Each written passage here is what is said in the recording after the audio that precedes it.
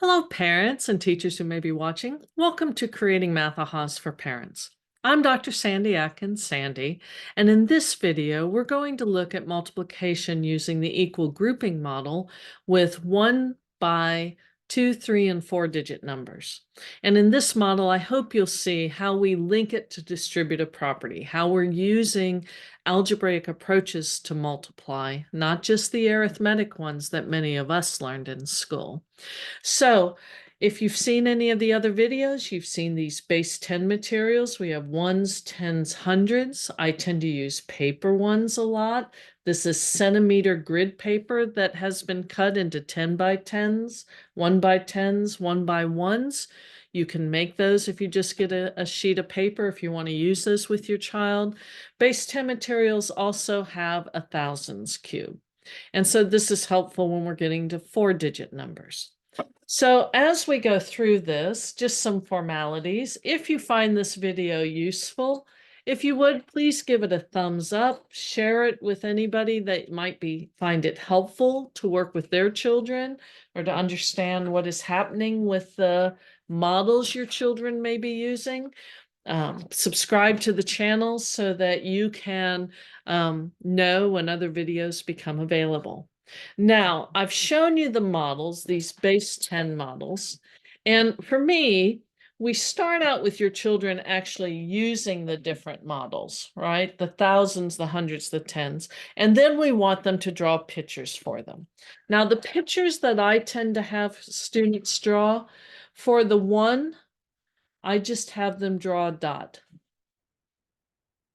Okay, so for 1, we draw a dot. For 10, I have them draw a line.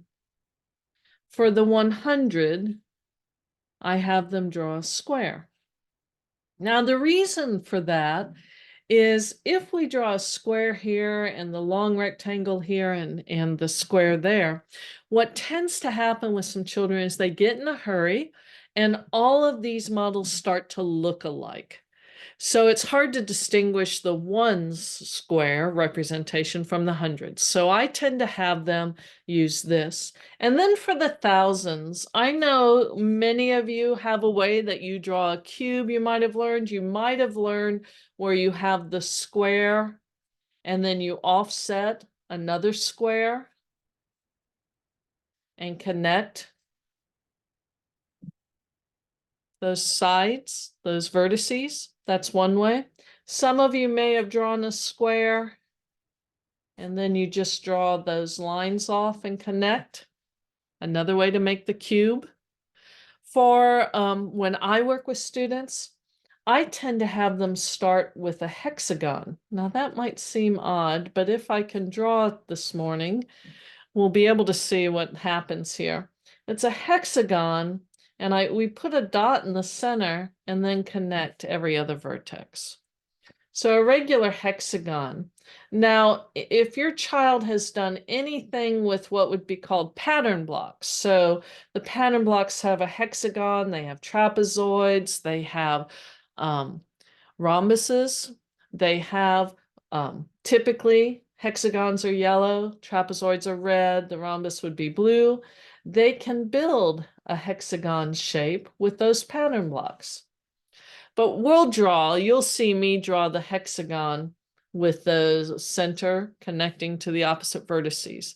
Now, these drawings will be helpful as we look at some examples for the multiplication. So I just wanted to preview that because that's what you'll see me doing. So let's start with 3 by 28, 3 groups of 28.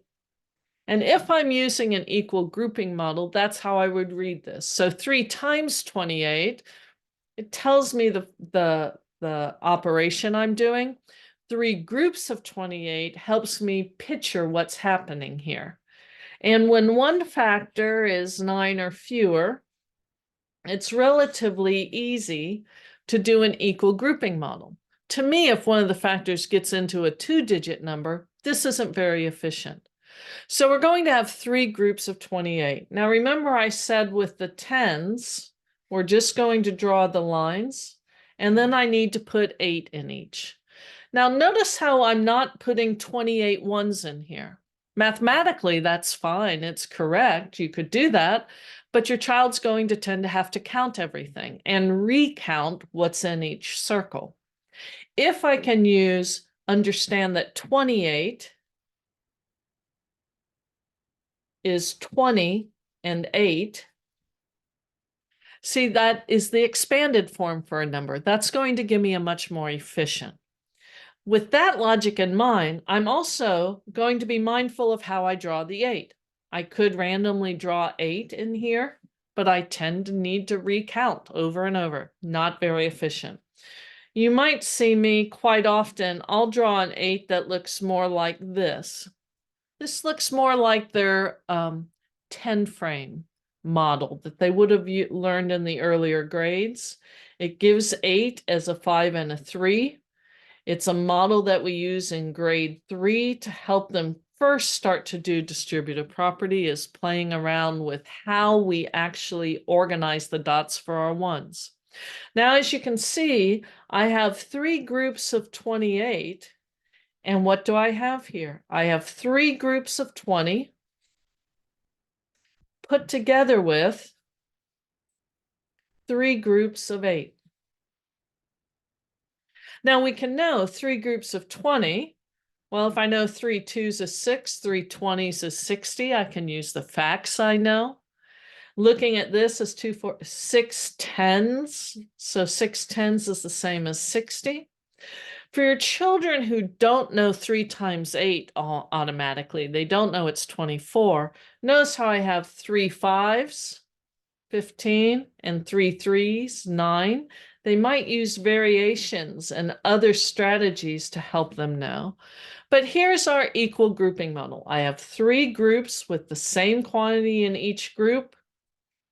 I have a distributive property look because I've looked at 3 times 28 as the same as 3 groups of 20 put together with 8. See, I'm thinking of 28 as 20 plus 8. This is our distributive property. And in the 3rd grade video, we looked at this and look at once children understand this equal grouping, it's not a big leap to go to a 3 times 2 digit for them if we use the right models. Now, let's go to a 1 by 3 digit. Now, in all of these, I hope you see that we're using a place value approach. These models are place value models. I'm going to have 5 groups, and I don't have to draw the circles. Sometimes it's easier for your children to look at what's in a group with the circle there. They could cluster these and leave space, but we're wanting them to organize in some way. So remember our model for 200, I'm using the squares. It doesn't matter if I put them in the same location in each one, right? I could move them around, but I can see I've got 200s here. I need 3 10s. Same thing's true here. I could draw my 10s that way. Mathematically, that's not important. How the orientation doesn't change its value, right? The order, I could have 10s over here. It's not going to change the value. And then the 7 ones. And like before, I think organizing them in some way is helpful.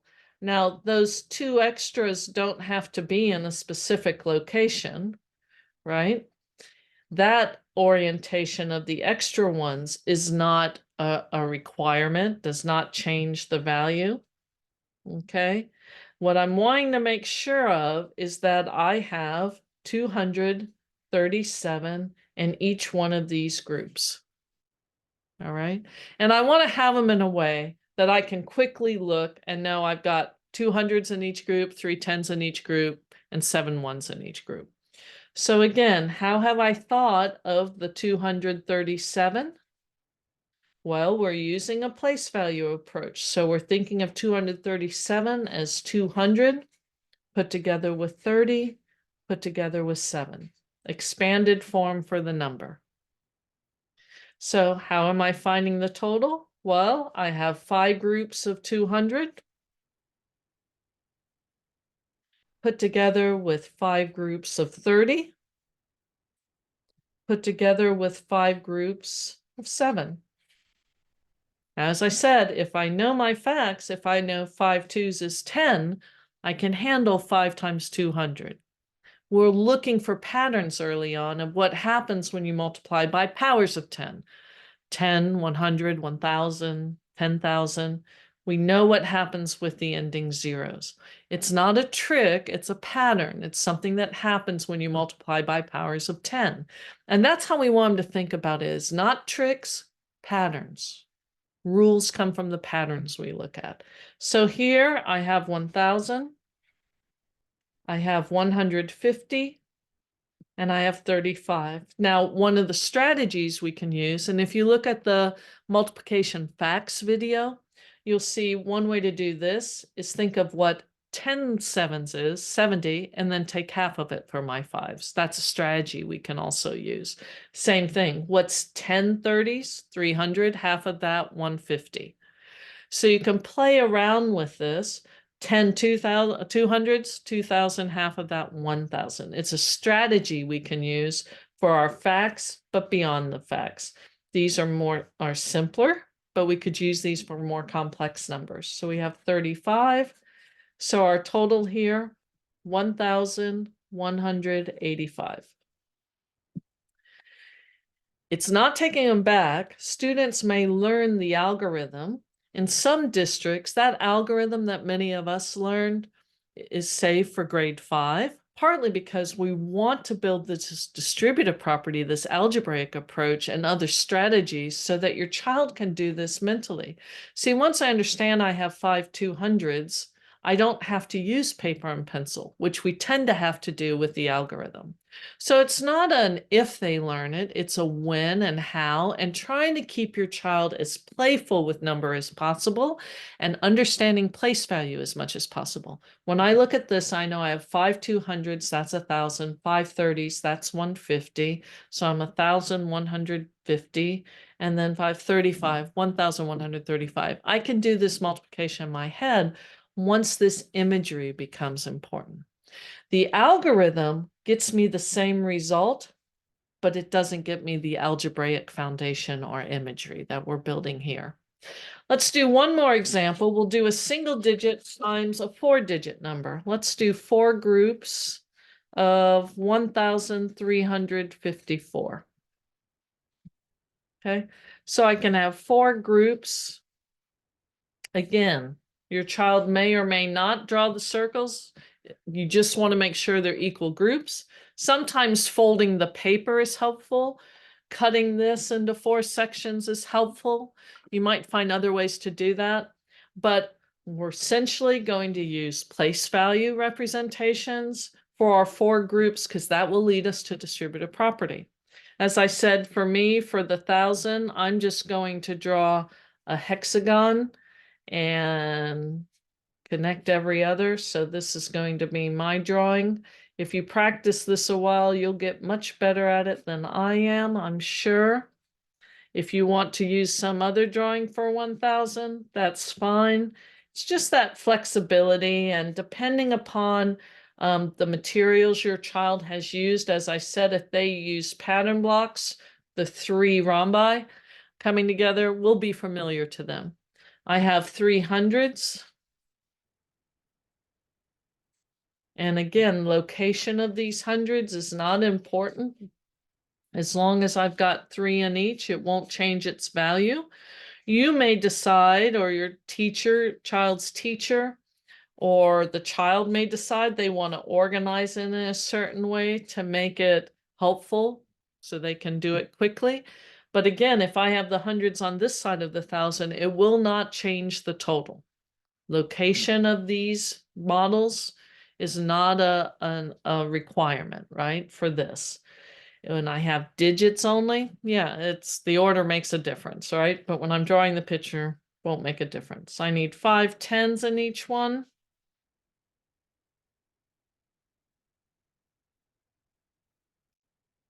And I could have turned these horizontally, that would be fine, and then 4 ones. Now, sometimes your child may be familiar with domino dot images. That's great. It's just that random distribution of these things that makes it take a lot longer, right? When I do these visual models and I do them more random, it's going to take a lot longer. This is efficient. I'm using place value. I'm picturing what I have. I'm thinking of this 4 times 1,354 as 4 groups of 1,000 put together with the 300, sorry, 50, and 4. This is expanded form for 1,354. And what do I have here as I'm working through this? I have 4 groups of 1,000. And I bet you could do this in your head if you tried it first, right? 4,000, 4 300s, that's 1,200. So I've got 5,200, 5,200. 4 50s, well, that's 200, right? So where was I at? 5,400, and 4 4s is 16. 5,216. 5,416. We'll see how well I'm doing this morning, eh? Might be a little too early for me to do it mentally. I've got 4 groups of 300. I've got 4 groups of 50, and I've got 4 groups of 4. Now, if you notice, I'm not using parentheses. Parentheses are not required here, order of operations. If you notice, my language is still 4 groups of put together with. But if I do this, I've got the 4,000. These are also called partial products, right? It's what's happening when I find the product of each of those place values. It's my 1,200. There's my 200. And I have 16. So 5,200, 5,400, 5,416. So that is a way we can use the equal grouping model to do single digit by multi-digit multiplication. It's a model that will help us when we do single digit times mixed number for fractions. So I like to use this model with children earlier on. So again, it's distributive property approach to multiplication. It's an algebraic approach. And it's an approach that we'll be able to use when we get to, as I said, single by mixed number multiplication, fraction multiplication. Same is true. The area model will help us when we get to mixed number by mixed number multiplication or decimal multiplication. All of these models give your child the visual imagery of what is happening when they get to the algebraic properties. I hope you found this video helpful. If so, please give it a thumbs up again. Please share it with others who might find it helpful. Subscribe to the channel so you'll know when other videos are coming. I'll try to leave links below to the multiplication playlist. You can see things of how we develop multiplication in grade 3. You'll see videos about multiplication facts, the order in which we can do them, and the strategies and other things that lead us into a lot of what your child is doing in grade 4. Again, thumbs up if you liked it. Thanks so much for watching.